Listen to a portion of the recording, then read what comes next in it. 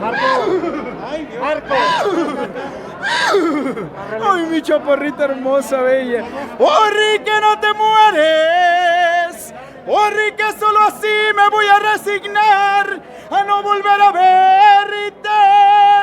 ¿Qué fue lo que hice para merecerme esta perra suerte? Mientras sigas viva, seguiré deseando.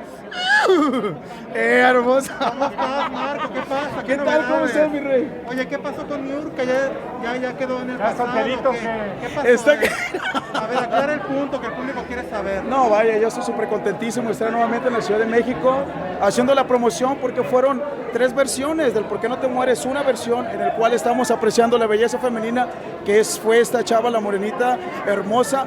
Fue este tema del por qué ahí, vaya, ahí se manifestó en el video con Niurka, que para mí es una maestra. Pero ese Yo romance fue pagado, ¿no? Fue No, real. mi rey, sí fue algo bonito, pero Niurka dijo que pagó. Sí, que pagaste. ella dijo que debe haber pagado. sí, vaya, entonces pues yo la respeto, la quiero mucho, le mando un fuerte abrazo y sobre todo aprenderle de una gran vedette, ¿Pero qué fue lo que no imagínate. te gustó? Porque ella dice que de la noche a la mañana tú ya dijiste, esto no me gusta, esto no me gusta, esto no me gusta. ¿Cómo? Ese no me gusta, ese no. No, los tiempos, porque yo vivo en Mazatlán, Sinaloa, vivo en Guadalajara, en Puerto Vallarta. Entonces, los tiempos yo creo que son difíciles para congeniar, entonces yo estoy muy concentrado en mi música, sumando y sobre todo quiero que mi música llegue a muchos ¿Te oyentes. gustaría volver a ver a Niurka o ya no? ¿Por qué no? Claro, porque la admiro mucho.